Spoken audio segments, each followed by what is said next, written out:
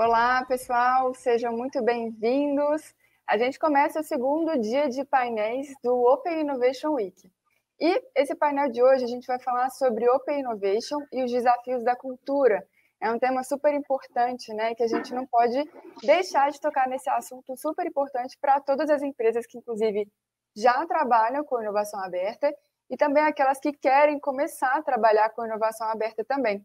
E para bater esse papo com a gente hoje, a gente convidou a Marga Diniz, que é diretora de transformação organizacional na Saint-Gobain, e o Pablo Dias, que é head de inovação e novos negócios da Faber-Castell Brasil. Marga, Pablo, super obrigada por terem aceitado o convite aqui com a gente. Obrigada a você pelo convite, Fernanda. É isso aí, Fernanda. Obrigado. Vamos lá, contribuir da maneira que a gente puder aqui. Com certeza, sem dúvida. Super obrigada. Obrigada mesmo. A gente está animada aqui com o papo. E para a gente começar o nosso painel, a gente sabe que existem várias formas, né, diferentes formas da gente fazer negócios que não eram imaginadas há alguns anos atrás. A gente sabe que com todas essas mudanças que a gente está vivendo há algum tempo, é muito necessário para que a gente continue fazendo essas transformações, agir dentro da companhia. E a gente sabe que para essa ação acontecer, a cultura tem um papel primordial. E aí eu queria perguntar para vocês, gostaria de entender quais são os principais desafios, aí falando do ponto positivo, e os benefícios da cultura organizacional dentro dessas grandes empresas, junto com essa transformação, junto com a inovação. Qual que é a visão de vocês nesse aspecto? Bom. Quer começar, Marga? Pode começar. Não, vai lá, Pablo. Não, fica à vontade, por favor, pode começar. Bom, na Saint-Gobain, Fernanda, a gente acredita bastante nesse poder transformador que essa parceria, né, entre grandes empresas e startups traz. Tanto para a cultura quanto para resultados de negócio, porque eu acho que uma coisa está muito ligada com a outra. Os nossos drivers de mudança, eles passam por fortalecer uma cultura de confiança, de empoderamento, colaboração, e como drivers de estratégia, a gente tem performance, sustentabilidade, sempre ancorados pelo digital e o foco do cliente. E nós vemos que todos esses aspectos, eles se beneficiam muito da cultura de inovação e do relacionamento com startups, então ajuda muito nesse sentido. Essa aproximação, então, de uma grande empresa com a cultura de startups, que é mais ágil, né, por natureza e por necessidade, é muito enriquecedora, porque mostra uma nova forma de trabalho, nós aprendemos muito com esse processo, possibilita esse olhar, né, diferente sobre os nossos processos, olhar os nossos processos com outros olhos e questionar constantemente como que a gente pode continuar se transformando, se reinventando, né? Então, eu vejo muitos benefícios dessa parceria desse lado, né? Da transformação na cultura e na forma de trabalho. Você falou um ponto super importante, né, Marga, que é a confiança. Então, para que isso de fato tenha uma ação, precisa ter uma confiança do lado de cá por conta do risco que envolve a inovação também. Isso é super importante, sem dúvidas. E, Pavlos, como que é na Faber-Castell? Como que vocês acreditam lá? Bom, a Faber, ela tem um aspecto bem interessante, assim, porque ela é uma empresa bicircular, né? Para quem não sabe, a Faber tem 260 anos de existência e isso traz uma série de coisas muito interessantes para dentro da companhia e para a maneira como a gente enxerga negócio, obviamente. Mas eu acho que o contraponto dessa nossa história é justamente o fato de que a Faber sempre teve aspectos culturais muito empreendedores e muito focados em desenvolvimento de novos negócios, desenvolvimento de inovação os nossos corporate essentials, né, que é como a gente chama aqui os nossos valores, eles representam muito bem isso. A gente fala sempre aqui dentro em empreendedorismo, em ter abertura ao novo, em tomar riscos calculados e em busca de inovação. Então, são coisas que estão muito presentes na história da companhia há muitos e muitos anos, né? Mas, especialmente, claro, nos últimos anos, aqui eu diria principalmente nos últimos 6 anos, a gente começou a trabalhar com inovação um pouco mais longe do core, né? Mais disruptivo. e isso, claro, trouxe uma série de novos desafios e uma série de novos aspectos culturais para dentro da companhia, a maneira como as áreas se relacionam com essas diferentes vertentes de negócio, coisas que são mais distantes aí do que a gente está acostumado da fábrica, que é material escolar, que é toda a parte de material de desenho e pintura, né, que são as coisas aí tradicionais da companhia.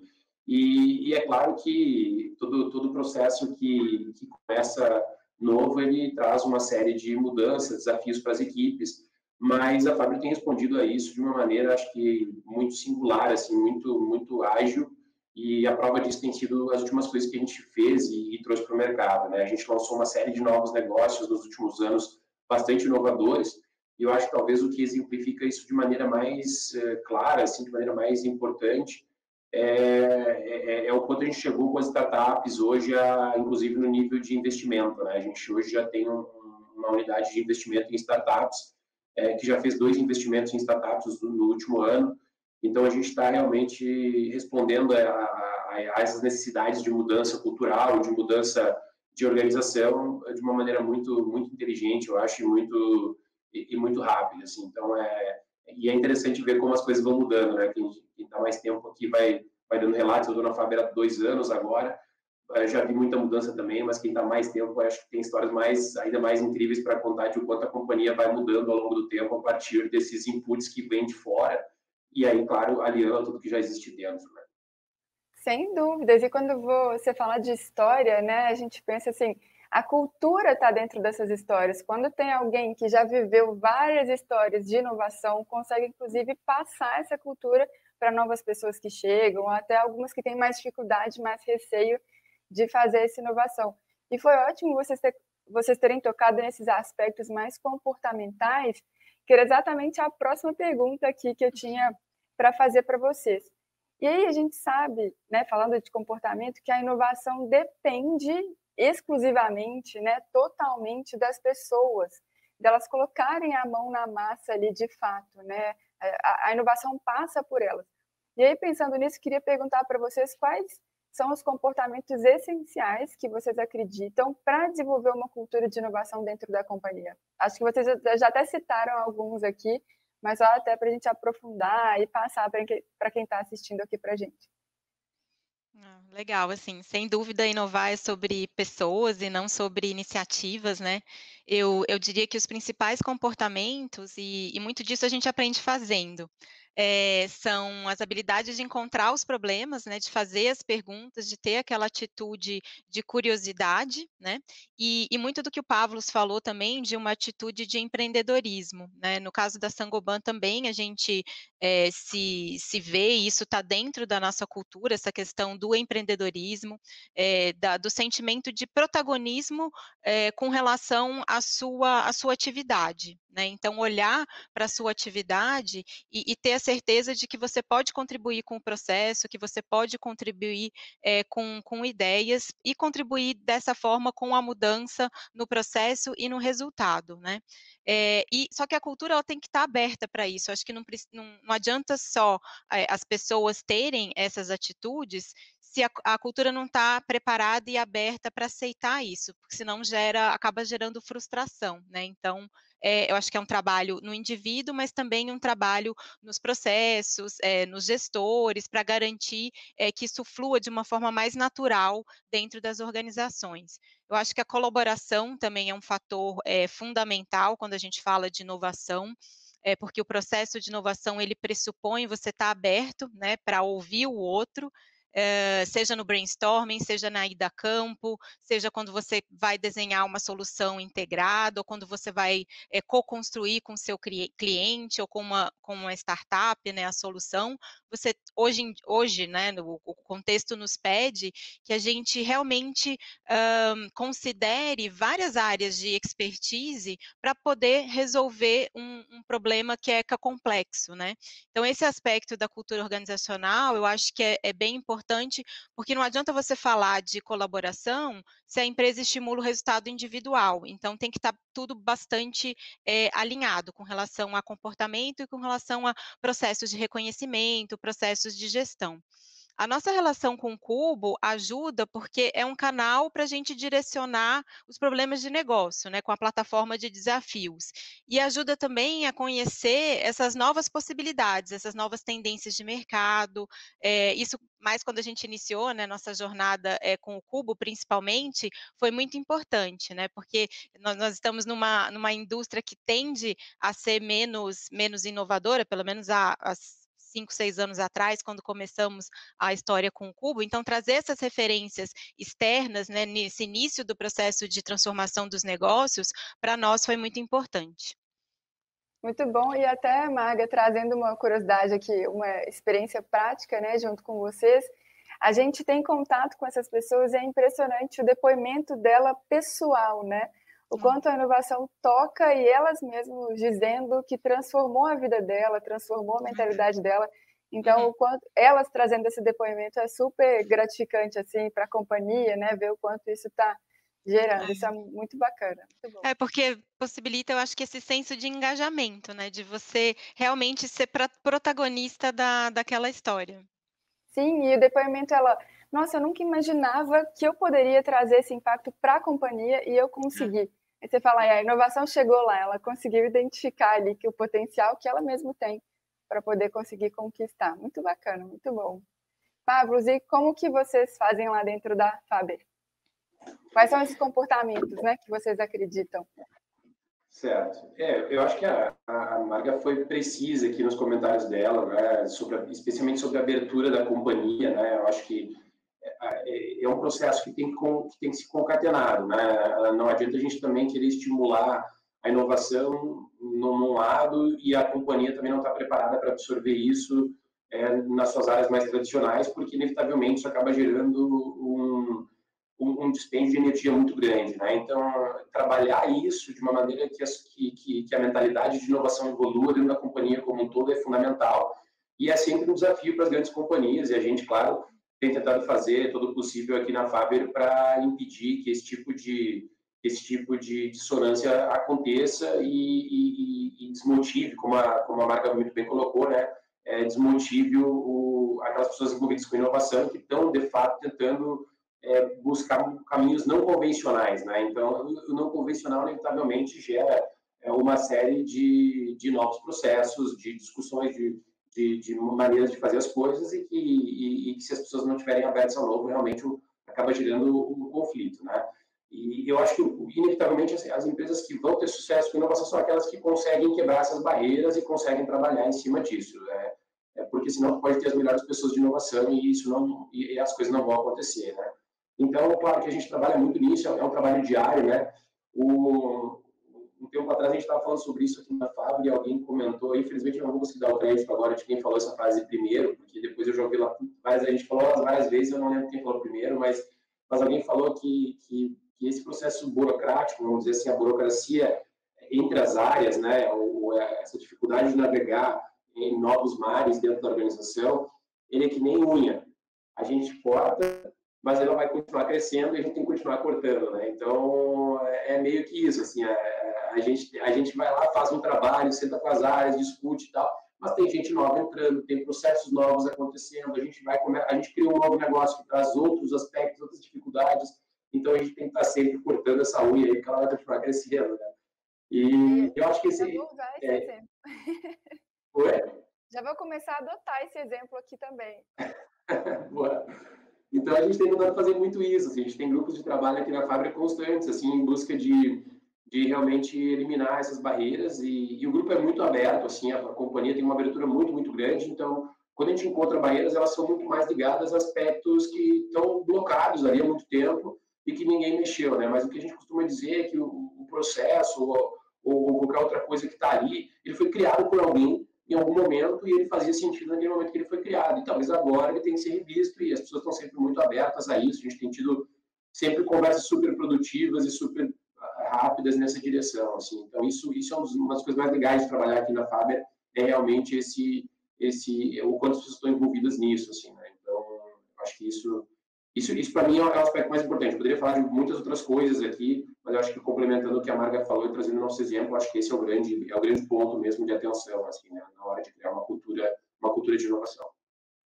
E você falou um ponto interessante, né? Você usou não convencionais. Aí imagina, a gente do lado de cá escutando, você contando a história da Faber, uma empresa bicentenária, você fala, poxa, quantos contextos não convencionais essa empresa viveu para chegar até aqui, né? E com certeza para perpetuar aí mais 200 anos vai precisar passar por esses contextos não convencionais. E até pegando esse gancho, Pavlos, a gente sabe que a Faber, ela é um grande exemplo de empresa que se reinventou, né? Até foi uma mudança de estrutura de uma corporação bicentenária para conseguir buscar e oferecer essas soluções inovadoras. Aí queria perguntar para você como que foi toda essa mudança estrutural para chegar até o momento que vocês estão vivendo hoje.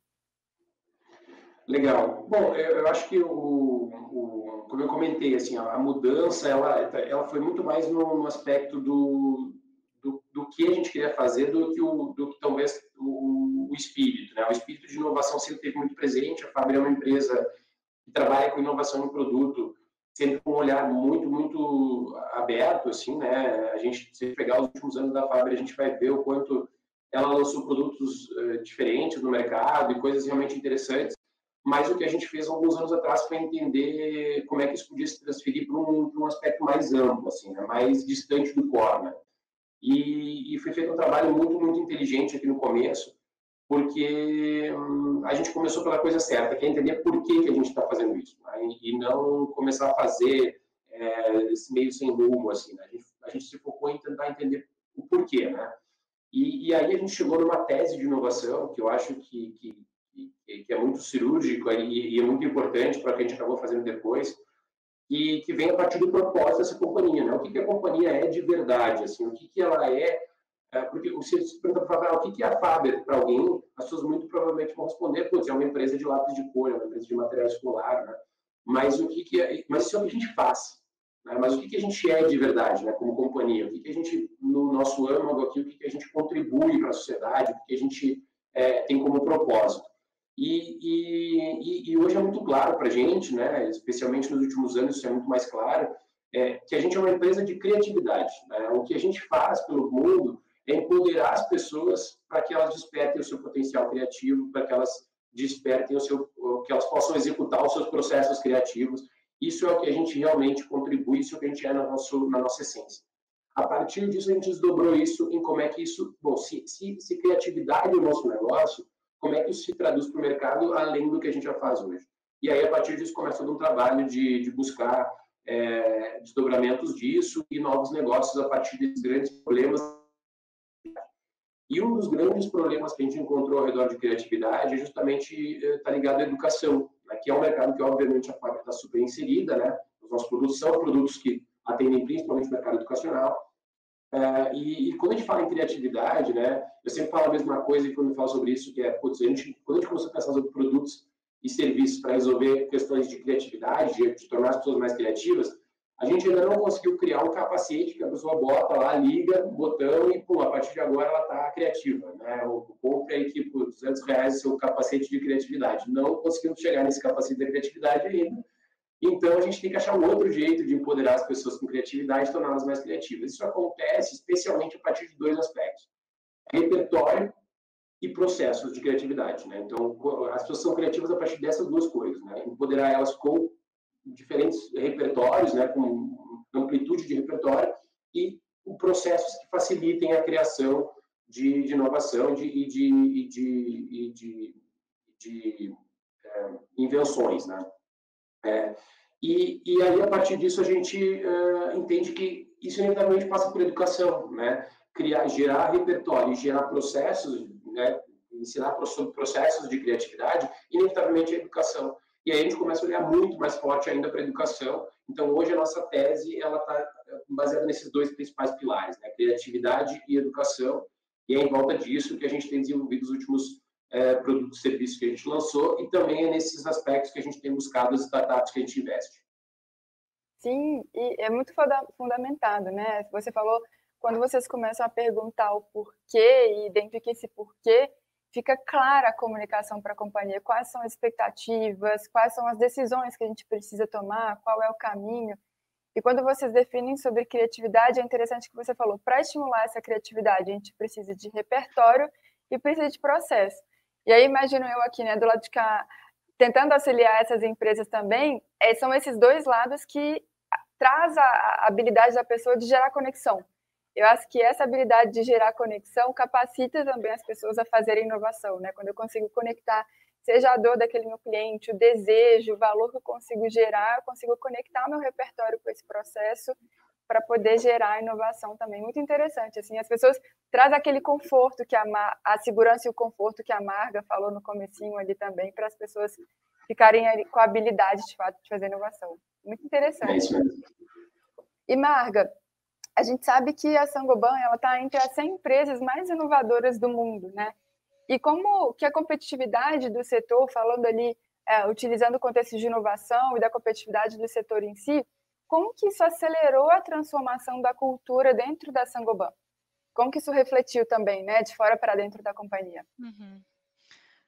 Assim como a Faber-Castell, a Saint-Gobain também é uma empresa centenária, né, nós temos mais de 350 anos, então, realmente, uma empresa para sobreviver tanto tempo, precisa ter no seu DNA a inovação, né, e realmente é o caso da Saint-Gobain, a gente tem um DNA bem voltado para a busca por excelência, para produtividade, e hoje a gente tem outros aspectos, né, que fazem, parte aí, que impulsionam a inovação. Eu acho que a proximidade e o entendimento, do cliente, então essa centralidade, no cliente, sejam clientes industriais, né, da Saint-Gobain, ou no caso de varejo e distribuição de materiais de construção, que também são uma fonte, né, constantes ali com o cliente final de geração de inovação. E mais recentemente, os desafios globais que todos, né, estamos enfrentando. Então, escassez de recursos, a questão das mudanças climáticas, a urbanização dos grandes centros, a digitalização, também são questões que impulsionam essa necessidade de constante adaptação dos nossos produtos e serviços, né.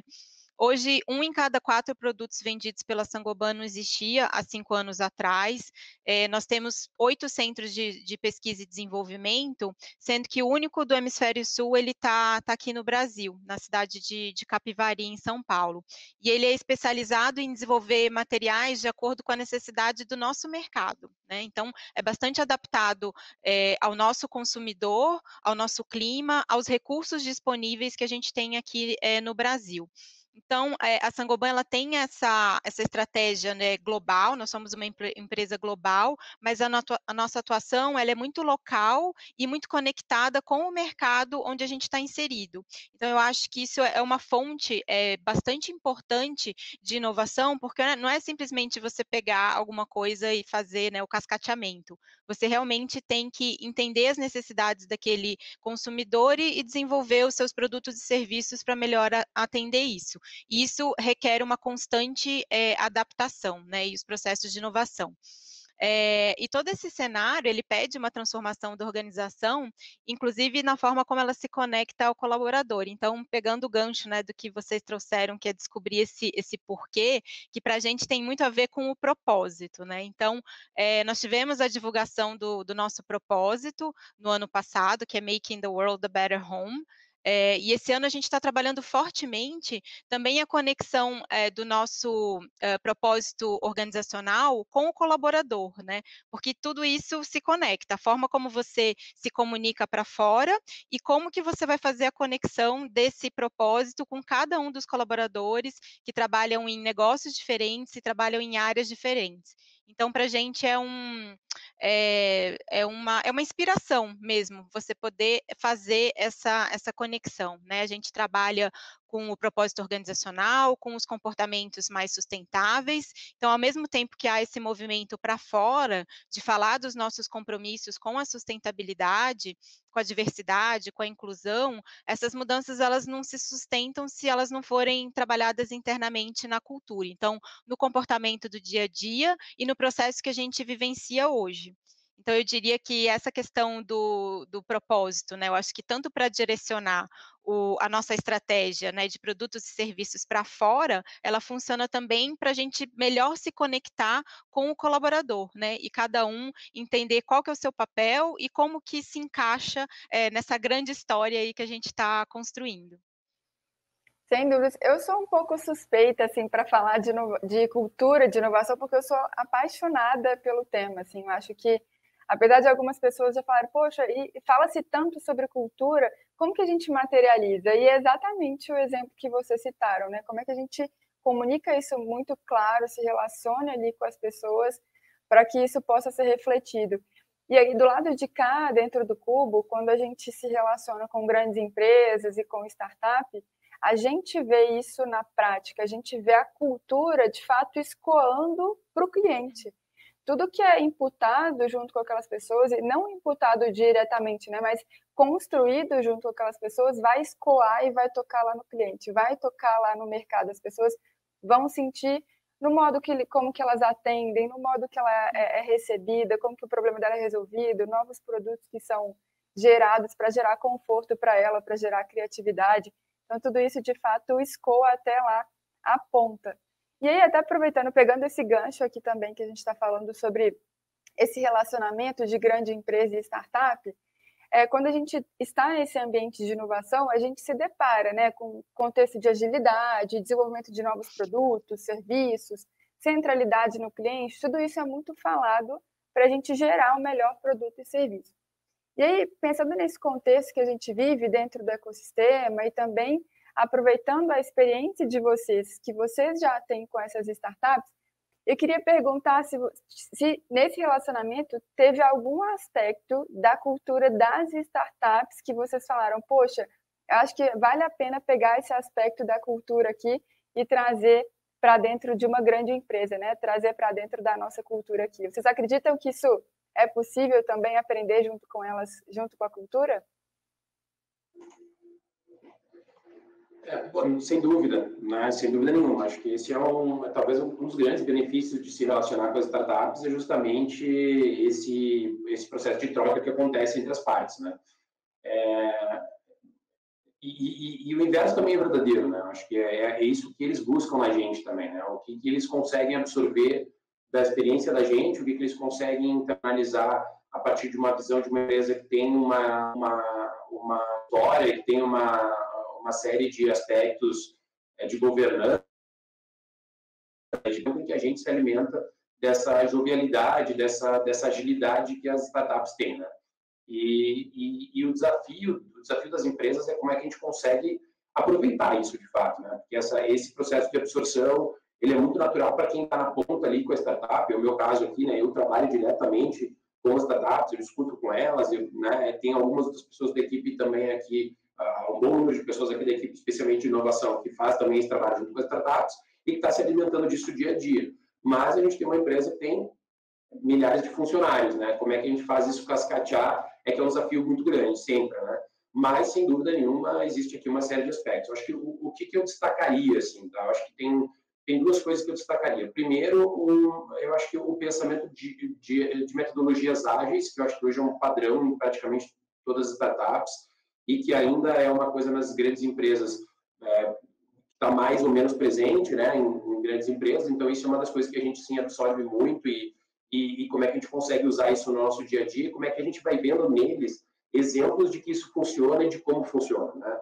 E aí a gente vai trazendo isso também para dentro da companhia. Acho que esse é um primeiro aspecto. E aí, com todos os benefícios que as metodologias ágeis têm, que eu não preciso entrar aqui, porque certamente todos conhecem. E o segundo ponto é sobre o processo de inovação mesmo, né? A gente aqui, como Faber, há algum tempo atrás, a gente determinou um processo de inovação a partir de stages e gates, né? O famoso stage gates aí de inovação, porque a gente entendia que muitas vezes a gente estava fazendo coisas e que não era tão claro o passo a passo que isso ia seguir para a companhia, né? Quando a gente está fazendo isso entre poucas pessoas, é uma coisa, mas quando começa a expandir cada vez mais isso, as pessoas entenderem que eu estou aqui hoje, eu vou chegar lá, né? Qual é a jornada de inovação que eu vou percorrer e quais são as aprovações que eu vou colher, quais são as etapas que eu vou vencer, né? Etapa de MVP, etapa de piloto e por aí vai. E isso também vem muito dessa conexão com as startups. A gente foi fazendo o nosso processo, mas a gente foi absorvendo muito de como as startups fazem isso, para que a gente não criasse um processo que era demasiadamente burocrático e que ia acabar se tornando desconectado da realidade de quem está inovando junto com a gente, que são as startups. Então, criar um processo que seja robusto o suficiente para dar a orientação necessária para uma grande empresa, mas que tenha essa conexão e que converse com a velocidade, com os processos que as startups têm. Então, eu acho que esses dois pontos assim, eu colocaria como exemplos de aspectos que a gente tenta absorver das startups. Muito bom. Marga, tem algum aspecto que vale a pena ressaltar? Que vocês Eu concordo super com o que o Pavlos falou, e para a gente isso tem muito a ver com metodologia e capacitação, porque eu acho que não basta fazer um projeto com a startup, você precisa realmente entender de forma mais abrangente quais são as ferramentas que estão sendo aplicadas ali, né? A gente fala de experimentação, mas é experimentação com disciplina, né? Cultura de colaboração, mas com accountability, com protagonismo. Senão você pega essas máximas assim, aprender errando, falar sobre o erro, e aí parece que você quer trazer isso para a cultura organizacional. Mas do que a gente está falando? A gente está falando de cultura de experimentação, né? Então, esse investimento em capacitação e entendimento dessas ferramentas, para a gente foi muito importante, né? Para que as pessoas que fazem esses projetos, né? Dentro da Saint-Gobain, isso está muito ligado à nossa rede de campeões da inovação, né? Que são representantes dos negócios que lideram os projetos de colaboração com as startups e identificação das dores de negócio, e o nosso programa de intraempreendedorismo também, que foi como a gente conseguiu, então, pegar essa forma de trabalho, né, das startups e capacitar mesmo as nossas pessoas para que eles pudessem começar a transformar a forma de trabalho, como eles desenvolviam projetos, muitos deles ligados ao que o Pavlos trouxe, né, do Stage Gate. Então, você traz uma nova metodologia, né? Você dá disciplina e ferramenta para aquele processo. Eu acho que isso é bastante importante para consolidar e para você ter resultados expressivos, né? Mas é um super desafio você tornar isso exponencial para dentro da empresa ainda. Sim, Oi, Pablo, você ia tocar em algum ponto? Não, eu ia só comentar que eu acho que as startups elas têm uma questão que essa sim é super difícil de trazer para dentro das companhias, que eles estão all-in o tempo todo, né? Então, o cara está ali, ele sabe que isso tem que acontecer, senão não tem amanhã, né, para essa startup. Então, eles têm um desprendimento e um nível de risco que é natural e que tem que ser assim na grande maioria das startups, especialmente as pré-série A, né, vamos dizer assim. E isso é muito difícil trazer essa cultura para uma grande empresa, porque a grande empresa ela não morre amanhã, né? Tipo, independente do que acontecer aqui com inovação, a gente não morre amanhã. A gente tem uma história de 260 anos, 350 anos, e a gente está buscando maneiras de expandir isso, tá? Então, essa dissonância também, trabalhar essa dissonância para que a gente encontre, se a gente não fique preso nos extremos, né? Porque ao longo do tempo a startup quer se aproximar mais dessa segurança que a grande empresa tem, mas a grande empresa também precisa se aproximar um pouco mais dessa liberdade criativa, desse desprendimento, desse risco que as startups têm. Acho que a gente vai tentando se aproximar um pouquinho nisso, né? A gente vai tentando ensinar eles onde eles têm que garantir algumas coisas e eles vão nos ensinando como é que a gente tem que soltar algumas coisas, né? Algumas amarras. Perfeito. Como que essas duas culturas conversam ali, né? Como que a startup sabe muito bem viver num ambiente de escassez absoluta, cronometrando ali cada ação que vai ser feita, já a empresa conseguia chegar perto disso para poder ter projetos mais ágeis, resultados mais rápidos. E aí, falando desse contexto, contando um pouquinho aqui do Cubo, né? A gente com esse papel de hub, com o nosso papel de fazer, de realizar essa intermediação, a gente tem muito a missão de entregar e de facilitar esse relacionamento. Como que uma grande empresa consegue usufruir dos benefícios que uma startup pode trazer para a companhia e vice-versa, como que essa startup também pode se desenvolver e crescer junto com aquela grande companhia também. E aqui o nosso papel é muito disso, né? Como que a gente colabora, a Marga pode até falar sobre isso também, como que a gente capacita, auxilia na mudança de mindset dessas pessoas. Tem duas palavras-chave aqui no Cubo que a gente gosta de falar, a gente está aqui disposto a dar autonomia para aquelas pessoas, para que elas saibam realizar e executar a inovação e dar acesso a elas. Acesso a quê? Acesso a conhecimento, acesso a ferramenta, acesso aos empreendedores, à nova tecnologia. Então, aqui no Cubo a gente tem diversas ações, né, desde a cultura, a própria eficiência, a experimentação. A gente quer que essas grandes empresas, as startups, possam conviver ali dentro da melhor forma possível e com uma relação de ganha-ganha completo. Então, aqui como Hub, a gente quer auxiliar exatamente no ponto que vocês trouxeram aqui sobre cultura. Isso é muito importante. Eu acho que a transformação não termina, né? A inovação é para sempre, porque as pessoas mudam, os comportamentos mudam, e a gente acredita que o relacionamento com grande empresa e startup também. Então, cada vez mais a gente tem novos negócios, cada vez mais a gente tem tecnologia. E aí, aproveitando a experiência prática de vocês, que vocês até citaram aqui para a gente, o que vocês diriam, assim, para quem está escutando a gente, para as empresas, para as pessoas que estão aqui nos assistindo agora, quais foram as ações praticadas em cultura que vocês acreditam que levou ao sucesso da empresa que vocês atuam hoje? Vocês já até citaram alguns exemplos, né, de interempreendedorismo, de convocar os embaixadores, os campeões, mas quais são as iniciativas internas que vocês realizam para cada vez mais desenvolver a cultura? Eu acho que um ponto importante, pelo menos para a gente, foi iniciar com um sponsorship grande da alta liderança. Então, a alta liderança incentivando e muito presente no início, né, dessa história, mas até hoje para sustentar esses processos. De forma geral, eu acho que é bem processo de gestão da mudança. Então, trabalhar bastante no início awareness, explicar o porquê da mudança, envolver as pessoas e aos poucos ir progredindo. Lembrar que é uma jornada, como você falou, Fernanda, tem que começar, né? Tem que começar, mas é um trabalho realmente contínuo. Aí trabalhar, né, com capacitação, treinamento, a gente falou da introdução das novas metodologias de trabalho, revisão de processos. Ao meu ver, é muito importante também reconhecer as boas práticas, né, os exemplos de sucesso, reconhecer o comportamento inovador, seja um certificado, um troféu ou uma viagem. Assim, acho que o que importa é a empresa sinalizar que aquele comportamento é o comportamento que a gente está querendo reproduzir dentro da organização. O que importa é reforçar realmente essa mudança e dar o exemplo a ser seguido. E esses aspectos de reforço da cultura, eu acho que eles são muito importantes, e é por isso que a comunicação, né, e áreas de recursos humanos, eu acho que tem que andar muito junto, porque a gente está falando de um processo mesmo de mudança organizacional. Maravilha. Pavlos, dentro da Faber-Castell, como que vocês levam isso, né, na prática?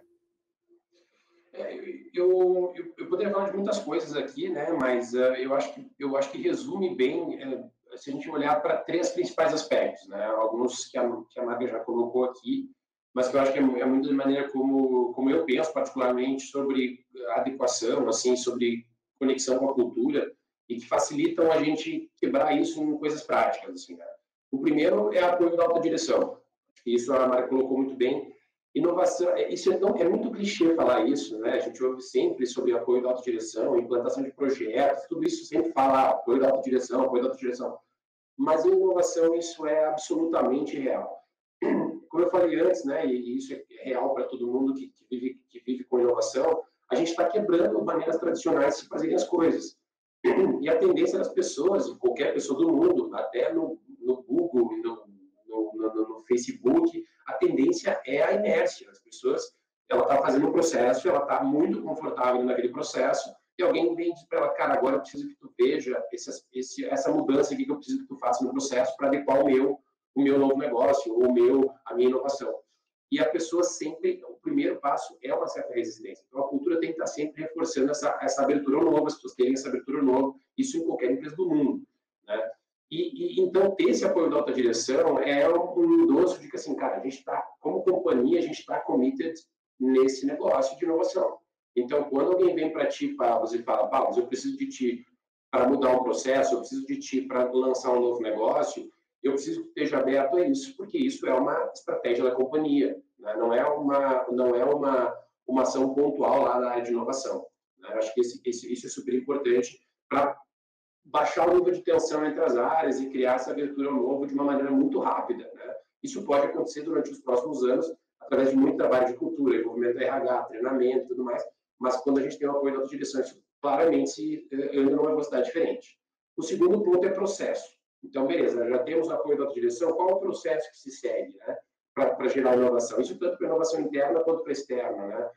Como é que se lança uma ideia, como é que essa ideia é trabalhada, por quem que ela é trabalhada, como é que funciona o aspecto financeiro dos testes que vão ser feitos, como é que funciona o processo avaliativo do resultado desses testes, como é que se segue para as próximas etapas. Então, ter realmente um processo muito bem definido dá segurança para quem começa um processo de inovação, de que ele vai seguir aquele processo e ele sabe o que vai acontecer dali para frente, com quem que ele está lá, ele tem que aprovar, que tipo de aspectos financeiros ele tem que cuidar. Então, isso dá um conforto para quem já está trabalhando num processo tão incerto quanto a inovação, trabalhar dentro de um processo estruturado dá um conforto de que, pelo menos, o processo seguirá uma linha muito clara e racional, enquanto ele vai ter que lidar com coisas